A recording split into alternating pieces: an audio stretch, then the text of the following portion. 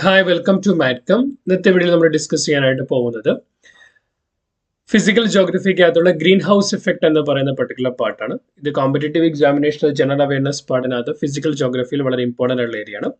അതുപോലെ K2വിൻ്റെ S5 disaster management എന്ന് പറയുന്ന S6 ഡിസാസ്റ്റർ മാനേജ്മെന്റിലെ മൊഡ്യൂൾ 1 ഏറ്റവും ഇമ്പോർട്ടൻ്റ് ആയിട്ടുള്ള ആസ്പെക്റ്റുകളിൽ ഒന്നാണ് ഗ്രീൻ ഹൗസ് എഫക്ട് എന്ന് പറയുന്നത്. സോ വീഡിയോ യൂസ്ഫുൾ ആകുമെന്ന് വിശ്വസിക്കുന്നു. ഇതുപോലെ ഇൻഫോർമേറ്റീവ് കണ്ടന്റ്സ് ലഭിക്കുന്നതിന് വേണ്ടിയിട്ട് ചാനൽ സബ്സ്ക്രൈബ് ചെയ്യുക. ആർക്കും യൂസ്ഫുൾ ആവുന്നവർക്കെല്ലാം വീഡിയോയുടെ ലിങ്ക് ഷെയർ ചെയ്ത് കൊടുക്കുക. So what you mean by green house effect? Green house effect എന്ന് പറയുന്നത് it is a natural process that occurs certain gases in the earth atmosphere such as carbon dioxide, methane, water vapor trap heat from the sun, keeping the planet warm enough to support the life. For example, basically എല്ലാ planet സിസ്റ്റങ്ങളും നമ്മൾ നോക്കിയാൽ planet system എന്ന് പറയുന്ന temperature വളരെ കുറവാണ്. Basically not near to the sun, അതിനുശേഷം away from the sun വരുമ്പോൾ കോൾഡ് സർഫസ് ആണുള്ളത്. സോ ബേസിക്കലി എർത്തിൽ എന്താ പറയുക, ലൈഫ് എക്സിസ്റ്റ് ചെയ്യുന്നതിനുള്ള കാരണമെന്ന് പറയുന്നത് ലൈഫിന് കോമ്പാക്റ്റബിൾ ആയിട്ടുള്ള ഒരു ടെമ്പറേച്ചർ എർത്തിലുള്ളത് കൊണ്ടാണ്. ആ ലൈഫിന് കോമ്പാക്റ്റബിൾ ആയിട്ടുള്ള ടെമ്പറേച്ചർ എർത്തിന് ഉണ്ടാവേണ്ട കാരണമായിട്ടുള്ള എഫക്റ്റ് ആണ് ഗ്രീൻ ഹൗസ് എഫക്ട് എന്ന് പറയുന്നത്. പക്ഷേ ഈ ഗ്രീൻ ഹൗസ് എഫക്ട് എന്ന് പറയുന്നത് എക്സസ് ആയി കഴിയുമ്പോഴാണ് അതൊരു ഗ്ലോബൽ വാർമിംഗിലേക്ക് കാരണമാവുന്നത്. സോ ബേസിക്കലി എന്താ സംഭവിക്കുന്നത്? അറ്റ്മോസ്ഫിയറിലുള്ള കാർബൺ ഡയോക്സൈഡ്, മീഥേൻ അല്ലെങ്കിൽ വാട്ടർ വേപ്പർ എന്ന് പറയുന്നത് സണ്ണിൽ നിന്ന് വരുന്ന ഹീറ്റിനെ ട്രാപ്പ് ചെയ്ത് ആ മോളിക്കൂൾ ഹീറ്റപ്പ് ചെയ്യപ്പെടും. സോ ഓട്ടോമാറ്റിക്കലി എർത്തിന്റെ അറ്റ്മോസ്ഫിയറിൽ ഹീറ്റ് ജനറേറ്റ് ചെയ്യും. അങ്ങനെ ഒരു വാം കണ്ടീഷൻ മെയിൻറ്റെയിൻ ചെയ്യാനായിട്ട് ഹെൽപ്പ് ചെയ്യുന്ന നാച്ചുറൽ പ്രോസസ്സാണ് ഗ്രീൻ ഹൗസ് എഫക്ട് എന്ന് പറയുന്നത്. സോ എങ്ങനെയാണ് ഈ പ്രോസസ് നടക്കുന്നത് എന്നുള്ളതാണ് നമുക്ക് ആദ്യം മനസ്സിലാക്കേണ്ടത്. First one, solar radiation. സണ്ണിൽ നിന്ന് ഇൻകമിംഗ് ഉള്ള സോളാർ റേഡിയേഷൻ ഉണ്ട്. That will be coming to the earth atmosphere. Earth അറ്റ്മോസ്ഫിയറിലേക്ക് സോളാർ റേഡിയേഷൻ വരുന്നു. ഈ സോളാർ റേഡിയേഷൻ എർത്ത് അറ്റ്മോസ്ഫിയറിലേക്ക് വന്നു കഴിയുമ്പോൾ ഒന്നെങ്കിൽ എർത്ത് സർഫസ് എന്ന് പറയുന്നത് ഒന്നെങ്കിൽ സോളാർ റേഡിയേഷനെ അബ്സോർബ് ചെയ്യും. അതുപോലെ atmosphere and cloud reflect some back it to the space. അതായത് ഫോർ എക്സാമ്പിൾ എർത്ത് സർഫസിലേക്ക് വരുന്ന സോളാർ റേഡിയേഷനിൽ കുറച്ച് റേഡിയേഷൻ എർത്ത് സർഫസ് അബ്സോർബ് ചെയ്യുന്നു. എർത്തിന് അറ്റ്മോസ്ഫിയറും ക്ലൗഡ്സും കുറെ ഈ റേഡിയേഷൻ എന്ത് ചെയ്യുന്നു, റിഫ്ലക്ട് ഔട്ട് ചെയ്യുന്നു. ദെൻ എർത്തിലുള്ള green house gases, for example carbon dioxide, methane, water പോലുള്ള green house gases absorb some of this infrared radiation emitted from the earth surface. For example earth റേഡിയേഷൻസിനെ solar radiation absorb ചെയ്തതിനു ശേഷം എന്താണ്, ഈ radiation emit ചെയ്യും. അപ്പൊ ഈ emit ചെയ്യുന്ന എന്താണ്, യൂഷ്വലി ലോങ് റേഞ്ച് റേഡിയേഷൻസ് ആയിട്ടുള്ള ഇൻഫ്രാറെഡ് റേഡിയേഷൻസ് ആയിട്ടാണ് എമിറ്റ് ചെയ്യുന്നത്.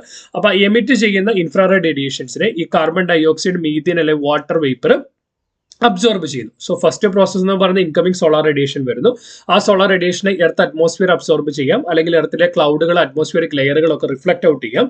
ദെൻ എർത്ത് ഹീറ്റ് ഔട്ട് ചെയ്ത് കഴിയുമ്പോൾ എന്ത് ചെയ്യും, എർത്തിൽ നിന്ന് ഈ റേഡിയേഷൻസ് എമിറ്റ് ചെയ്യപ്പെടും. അപ്പൊ ഈ എമിറ്റ് ചെയ്യപ്പെടുന്ന റേഡിയേഷൻസിനെ ഗ്രീൻ ഹൗസ് ഗ്യാസസ് ആയിട്ടുള്ള കാർബൺ ഡയോക്സൈഡും മീഥേനും വാട്ടറും ഒക്കെ അബ്സോർബ് ചെയ്യുന്നു. Then absorbed infrared radiation is trapped by the greenhouse gases, keeping the heat from escaping back to the space. For example, നമ്മളിപ്പോൾ റേഡിയേഷൻ വന്നു, അതിനകത്ത് സർഫസ് അബ്സോർബ് ചെയ്തു, ഇത് റിഫ്ലക്ട് ഔട്ട് ചെയ്ത് പോയി കഴിഞ്ഞാൽ ഈ ഹീറ്റ് മെയിൻറ്റെയിൻ ആവത്തില്ല. പക്ഷേ എന്ത് ചെയ്യുന്നു, ഈ പറയപ്പെടുന്ന ഗ്രീൻ ഹൗസ് ഗ്യാസസ് ഈ പർട്ടിക്കുലർ റേഡിയേഷൻസിനെ കീപ്പ് ചെയ്യുന്നതിന്റെ ഫലമായിട്ട് ഈ മോളിക്കൂൾ ഹീറ്റ് ചെയ്യപ്പെടുന്നു, ഓട്ടോമാറ്റിക്കലി എന്ത് ചെയ്യപ്പെടുന്നു, അറ്റ്മോസ്ഫിയർ ഹീറ്റ് ചെയ്യപ്പെടുന്നു.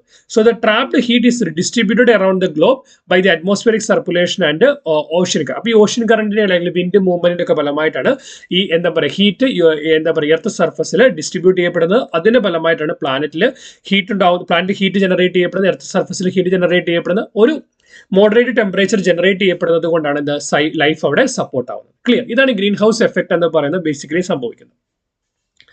സോ ബേസിക്കലി നമ്മൾ നോക്കിയാൽ ഇപ്പൊ ഇൻകമിംഗ് സോളാർ റേഡിയേഷൻ നോക്കി കഴിഞ്ഞാൽ, ഇത് ഫോർ എക്സാമ്പിൾ നമുക്ക് സണ്ണിൽ നിന്ന് വരുന്ന റേഡിയേഷനെ വിളിക്കുന്ന പേരാണ് ഇൻകമിംഗ് സോളാർ റേഡിയേഷൻ എന്ന് പറയുന്നത്.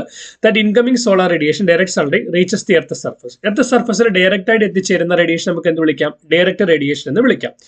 ദെൻ എർത്തിന്റെ എർത്ത് അറ്റ്മോസ്ഫിയറുമായിട്ട് ഇന്ററാക്ട് ചെയ്തതിനു ശേഷം എർത്ത് സർഫസിൽ എത്തിച്ചേരുന്ന റേഡിയേഷൻ നമുക്ക് എന്ത് വിളിക്കാം, diffuse radiation. Why it is called diffuse? First it got diffuses with the atmosphere.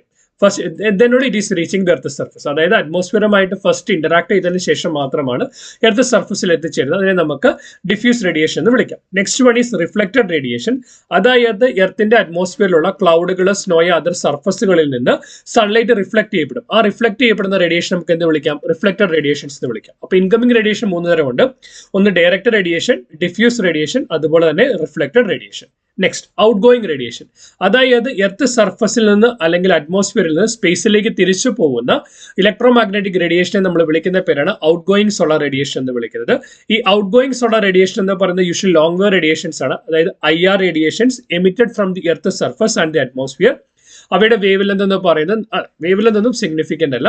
So basically എന്താണ്, എർത്ത് സർഫസിൽ നിന്ന് എമിറ്റ് ചെയ്യപ്പെടുന്ന അല്ലെങ്കിൽ അറ്റ്മോസ്ഫിയറിൽ നിന്ന് എമിറ്റ് ചെയ്യപ്പെടുന്ന IR റേഡിയേഷൻസിനെയാണ് നമ്മൾ എന്താ ലോങ് വേവ് റേഡിയേഷൻസ് എന്ന് വിളിക്കുന്നത്. ദെൻ എർത്ത് സർഫസിൽ അറ്റ്മോസ്ഫിയറിൽ നിന്ന് ഷോർട്ട് വേവ് റേഡിയേഷൻസ് എമിറ്റ് ചെയ്യപ്പെടുവാണെങ്കിൽ, അതിന് എക്സാമ്പിൾ എന്ന് പറയുന്നത് വിസിബിൾ ലൈറ്റായിട്ട് UV ലൈറ്റായിട്ട് എമിറ്റ് ചെയ്യപ്പെടുവാണെങ്കിൽ അവയെ നമ്മൾ ഷോർട്ട് വേവ് റേഡിയേഷൻ എന്ന് വിളിക്കുന്നു. പക്ഷേ മജോറിറ്റി ഓഫ് ദ റേഡിയേഷൻ എന്ന് പറയുന്നത് IR റേഡിയേഷൻസ് ആയിരിക്കും. ക്ലിയർ? ഓക്കെ, ഇത്രയും കാര്യങ്ങളാണ് നമ്മൾ ഗ്രീൻ ഹൗസ് എഫക്റ്റുമായി ബന്ധപ്പെട്ട് നമ്മൾ അറിഞ്ഞിരിക്കേണ്ടത്. എങ്ങനെയാണ് ഗ്രീൻ ഹൗസ് എഫക്ട് സംഭവിക്കുന്നത്, എന്താണ് ഇൻകമിംഗ് സോളാർ റേഡിയേഷൻ, എന്തൊക്കെയാണ് outgoing solar radiation. Video useful ആവുമെന്ന് വിശ്വസിക്കുന്നു. എന്തെങ്കിലും ക്ലാരിറ്റി ആവശ്യമുണ്ടെങ്കിൽ ഇത് കമന്റ് സെക്ഷനിൽ ചോദിക്കുക. As a token of gratitude, please like to this particular video, share with your friends, subscribe to our channel. Keep watching, keep learning. Thanks for watching. By.